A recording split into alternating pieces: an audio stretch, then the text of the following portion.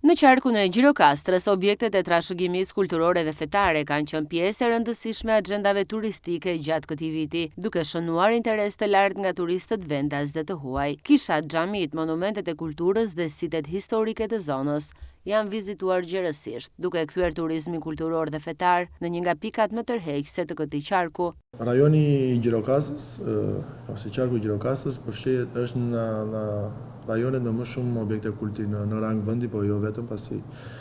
edhe më gjerë ka një numër të madh objekte të kultit, të cilat janë monumente kulture ose jo, por kryesisht objektet më të vizituara,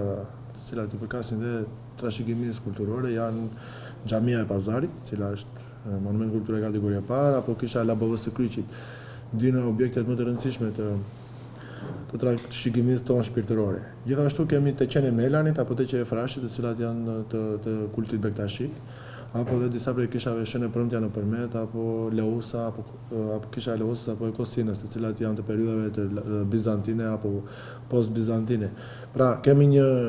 larmishmëri objektesh kultit, të cilat kanë patur vëmendjen e vizitorëve dhe nga informacionet që ne kemi dhe në lidhje me komunitetet fetare, pasi kryesisht këto objekte janë administrim nga komunitetet fetare. Sipas Drejtorisë Rajonale të Kulturës Kombëtare, ky interes i shtuar lidhet me promovimin e vazhdueshëm të këtyre objekteve, restaurimet e kryera dhe përfshirjen e tyre në gujdat turistike. Prehet një rritje e interesit të vizitorëve kryesisht të huaj për këto objekte të rëndësishme të kultit. Gjithashtu dhe zona e Dropullit është e pasur me manastire duke filluar që nga Derviciani deri në Koshovic, apo dhe zona e Pogonit dhe Zagoris, të cilat janë kisha e Hoshtevës, apo manastiri i Çatistës, apo dhe disa objekte në fshatin Poliçan. Qarku i Gjirokastrës është totalisht i pajisur me të gjitha objektet e kultit, të cilat mund të vizitohen nga